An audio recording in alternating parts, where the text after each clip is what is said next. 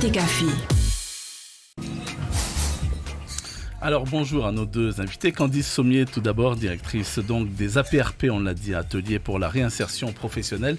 Et puis Alain Barrère, alors vous êtes le directeur de la Fédération Handisport de Polynésie française et aussi trésorier de la Fédération Teniu Otehuma.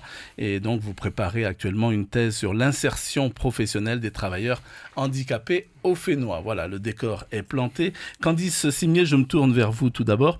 Alors, cette semaine consacrée à l'emploi des personnes handicapées, comment est-ce que vous la vivez concrètement sur le terrain ?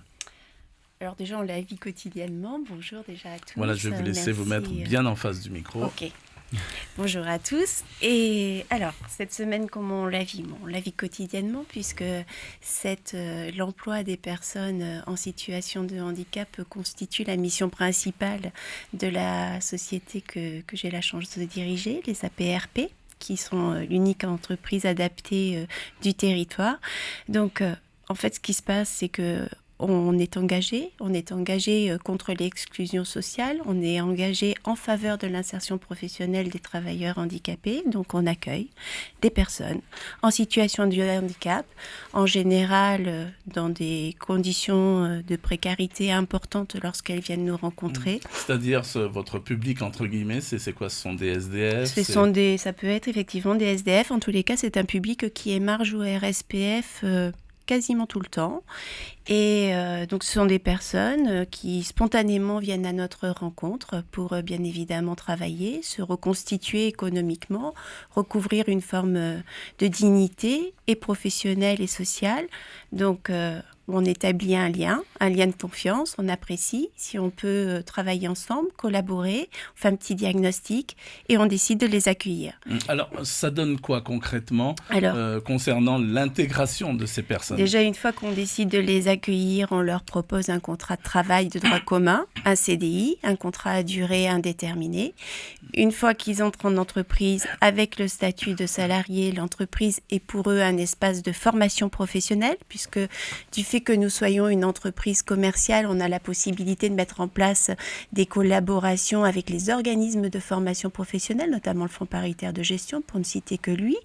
Et donc, on forme nos salariés, en plus, bien évidemment, des prestations qu'on leur fait accomplir et réaliser au sein de l'entreprise.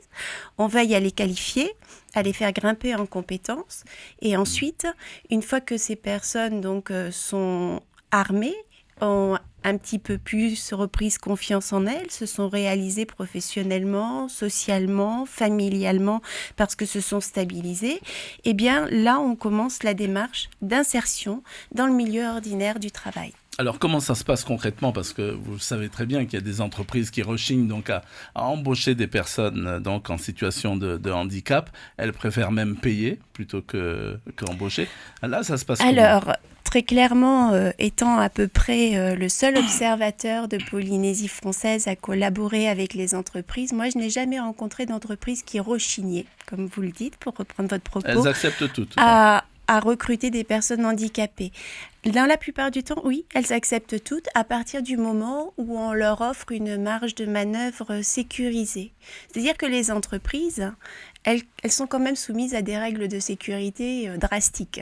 Il y a un code du travail qui est loin d'être accessoire et qui impose des obligations quelque peu sévères dont les responsabilités peuvent être... Alors, c'est dans quel domaine est-ce que vous réussissez à insérer donc justement ces travailleurs ? C'est une question beaucoup trop globale. Dans quel domaine ? Puisque, en fait, il faut adapter la question de l'insertion au handicap de la personne et bien évidemment au profil de poste qui sont présents dans les entreprises.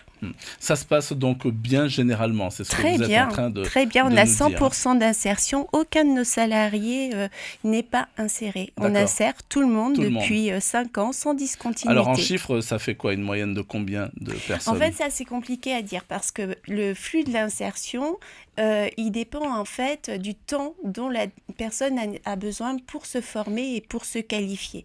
En moyenne, on va dire une personne qui n'est pas trop fragilisée socialement parlant et qui intègre l'entreprise avec la possibilité de se mettre vraiment au travail au bout de 6-7 mois, en moyenne, il faut compter 1 an pour que la personne soit insérée. Donc en fait, ça fait un flux vertueux.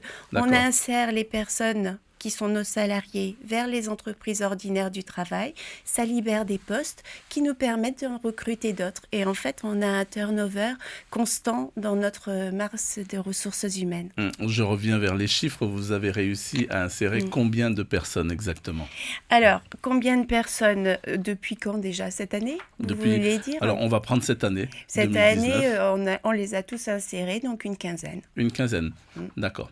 Je me tourne vers vous, Alain Barrère. Je vous ai pas oublié, donc je rappelle que vous êtes le directeur de la Fédération Handisport de Polynésie française et vous coiffez une autre casquette puisque vous êtes aussi, je le disais, trésorier de la Fédération Teniu Otehuma. Alors, vous préparez actuellement, je le disais, une thèse sur l'insertion professionnelle des travailleurs handicapés au Fénois. Alors, pourquoi cette thèse ? Bien, elle vient... Pardon. Elle vient sur la résultante, en fait, de ce que vient de dire Candice. C'est une... le clivage actuel des personnes en situation de handicap recherchant un emploi, il existe, il est vraiment concret. Bien sûr, c'est très bien, on voit qu'il y a 15 personnes insérées, mais il y en a beaucoup plus que ça, puisque les chiffres sont 12 000 et quelques, ça représente 4,54% de la population polynésienne, donc on est déjà là-dessus. J'ai la chance, et effectivement, je ne suis pas là pour parler de la thèse, mais c'est complémentaire, en fait, je rentre en vertical dans les entreprises qui m'accueillent vraiment chaleureusement, et je suis tout à fait d'accord avec... cet état de fait. Les entreprises rechignent pas en fait, elles rechignent pas, mais elles ont besoin aussi de comprendre qu'est-ce qui se passe. On est dans un monde qui n'est pas philanthropique, on est dans un monde où on crée une entreprise pour faire de l'argent, on embauche des salariés qui ont des droits et des obligations, et effectivement le Code du travail légifère autour de ça par des contrats. Donc effectivement, il faut comprendre l'arc-voûte des entreprises et des problématiques. Et cette problématique, je ne me suis pas mis du côté de la personne en situation de handicap vers l'entreprise, mais bien dans l'entreprise vers le handicap. Et souvent, on n'a pas cette vision en tant que défendeur des personnes en situation de handicap. Et c'est très intéressant parce que c'est complémentaire et on s'aperçoit qu'il s'agit de connaissances, de particularités, d'un RH qui n'utilise pas les bons leviers. Et en fait, voilà, la thèse va mettre en exergue en fait les leviers et les freins justement pour essayer de mieux ouvrir la communication au sein même de ces entreprises. Alors, dans cette étude, cela dit, que vous menez sur l'insertion professionnelle des travailleurs handicapés, vous en êtes où en ce moment ? Je vais tirer un trait sur ma thèse parce que je pense que ça c'est personnel et on verra après lors de la soutenance. Mais aujourd'hui c'est une pure recherche, elle est scientifique et elle est déclarée donc à l'UPF depuis 2 ans aujourd'hui. Donc on laissera faire les recherches. Je mets des comparaisons avec les États-Unis, le Canada, la métropole. Il y a déjà des études qui ont été faites et je m'enrichis de cette force-là pour pouvoir répondre. En fait, je voudrais simplement dire pour Teniu Otehuma, qui est un lien en fait, parce qu'on parle des personnes en situation de handicap, mais ils ont une histoire, ces gens-là, ils sont soit de pathologie génétique, ils sont soit d'accidents de la vie, et je voudrais dire qu'il y a le mot employabilité qui devrait ressortir, et Teniu Otehuma est là aussi pour accompagner ces personnes-là dans le monde associatif, vers le monde ordinaire, et il n'y a pas de cloison entre le monde protégé et le monde ordinaire, et on en fait, et le Code du travail en fait beaucoup. Voilà, je voulais souligner ce moment important.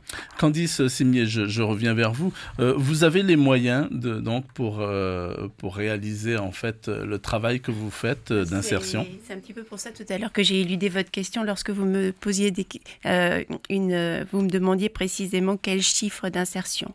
En fait, moi, ce que je voudrais dire aujourd'hui à tous les auditeurs qui nous écoutent, c'est que le dispositif d'insertion professionnelle, à partir du moment où on se retrouve en situation de handicap, est un dispositif efficace qui fonctionne très bien. On a la chance en Polynésie française d'avoir ce dispositif qui est très original en plus, puisqu'on intègre les personnes vers le milieu ordinaire du travail, ce qui n'est pas le cas en métropole. Souvent, on sait qu'on fait des copier-coller. Aujourd'hui, ce dispositif, il n'est pas utilisé au maximum de ses ressources. Pourquoi ? Parce que l'entreprise adaptée, vous imaginez bien que ce n'est pas une entreprise qui est cotée au CAC 40. Donc, elle a une forme d'autonomie, bien évidemment, puisqu'elle a un statut commercial, qu'on a donc des bénéfices, mais en même temps, elle est très dépendante et son activité est subordonnée au versement de subventions. Et donc, on a un ministère avec lequel on travaille en confiance. Mais depuis cette année, depuis que notre dossier donc, est instruit par le service de l'emploi, on a une petite inquiétude, c'est-à-dire qu'au jour d'aujourd'hui, nous n'avons pas eu connaissance des arrêtés qui nous permettront de recevoir la subvention au titre de l'exercice de 2019 qui s'achève dans un mois. Donc, ça veut dire que concrètement, le seul levier, moi, sur lequel je peux mettre en place et mettre en œuvre une gestion prudente au sein de l'entreprise et sur lequel je peux faire des économies, c'est la masse salariale. Donc, ça veut dire que depuis plusieurs mois, mes recrutements sont bloqués parce qu'en fait, on m'inquiète et on ne me dit pas jusqu'à quelle hauteur je peux avoir la confiance du gouvernement. Je sais qu'elle est là, mais elle n'est pas exprimée. Et n'ayant pas des dons d'extra-lucidité, je n'ose pas m'aventurer dans des chemins périlleux. Alors ça correspond plus, d'après vous, à un oubli ou alors c'est plus grave que ça ? Je ne suis pas du tout devin. Ce que je sais, c'est que j'ai envoyé plusieurs courriers, plusieurs mails et certains restent sans réponse. Certains m'invitent à la patience, mais moi je vois l'exercice budgétaire qui est clos incessamment sous peu et si cette subvention n'arrive pas, ça sous-tendra que l'année prochaine, à partir du 1er janvier 2020, il faudra commencer sérieusement à se mettre en cessation de paiement pour éviter une disparition brutale, une disparition qui arrivera de toute façon, mais qui sera peut-être un peu moins brutale. D'accord, donc là c'est vraiment urgent, on va dire. C'est urgent, de toute façon on ne peut pas gérer une entreprise sans savoir de quelle quantité d'espèces et de liquidités on dispose pour mettre en œuvre des recrutements, pour mettre en œuvre des actions, pour faire face à toutes les charges d'exploitation. D'accord, vous n'allez pas pour autant baisser les bras ? Ah non, c'est pas mon style, mais pour autant, on ne va pas mettre en œuvre une mission d'intérêt général pour le bénéfice du pays, en collaboration avec le pays, tout seul. Ça, c'est pas possible. C'est pas possible. Parce que de toute façon, une entreprise adaptée, c'est un facteur de croissance économique et humain.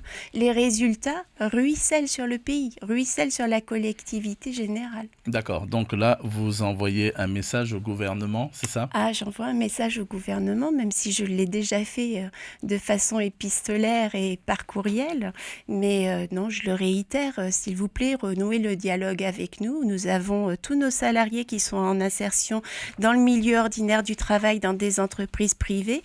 Qu'en est-il de leur avenir ? Ils seront certainement recrutés parce qu'ils donnent toute satisfaction. Qu'en est-il de leur avenir si on ne peut plus se porter garant pour eux ?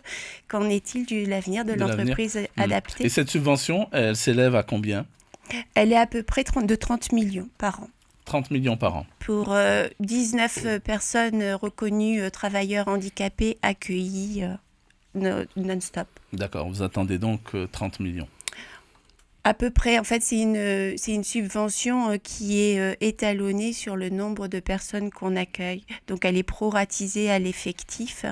Donc, oui, aux alentours de 30 millions. Alain Barrère, vous avez, vous, des soucis de gros sous, j'allais dire aussi, pour faire fonctionner votre fédération ? Non, je n'ai pas à déplorer cette qualité de subvention. Il est vrai qu'en plus, on a eu l'opportunité de recruter un chargé de mission de l'inclusion professionnelle. C'est important de le souligner. C'est une personne qui accompagne et qui va dans les associations, qui fait le lien et la charnière entre les entreprises et les associations, qui permet justement ce dialogue. Et voilà, c'est en collaboration tout ça avec le CEFI, bien sûr. Non, Personnellement, non. Et au contraire, c'est porteur. Alors, on n'a pas les mêmes missions, faut remarquer, on n'a pas les mêmes missions du tout. Voilà, ni le même ministre, ça c'est peut-être important, mais on travaille, nous, je voulais dire que le handicap sur Tenio Teuma, c'était pas forcément que l'emploi, c'était un axe transversal, c'était le transport, parce qu'on a aussi le souci du transport, on a aussi le souci de la réglementation, on a aussi le souci de l'éducation. Donc, tout ça fait qu'on peut pas se sortir, on est dans l'inclusion professionnelle, c'est comme une face du Rubik's Cube, si on la réalise sur une seule face, eh bien on a réalisé une seule face. L'objet du Rubik's Cube, c'est de réaliser les 6 faces. D'accord. Voilà. En tous les cas, donc vous avez les moyens de continuer à travailler avec le personnel qu'il faut, etc. Oui, on a les moyens de pouvoir travailler correctement. On a ouvert des formations depuis peu. Tout ça vient en continuité de ce que fait le gouvernement, de ce que nous on travaille, parce qu'on a notre force, j'irais dire, c'est la parole de la base. C'est-à-dire que l'association qui est affiliée à Tenio Teuma, a sa propre requête. Merci beaucoup donc d'avoir accepté notre invitation. Merci. Candice Seigné. Je vous rappelle que vous êtes directrice des APRP, des ateliers pour la réinsertion professionnelle, et puis Alain Barrère, donc vous avec vos 2 casquettes, celle de directeur de la Fédération Handisport de Polynésie française et puis de trésorier de la Fédération Tenio Teuma. Merci beaucoup. Ouais. C'était l'invité café du lundi au vendredi. 7h.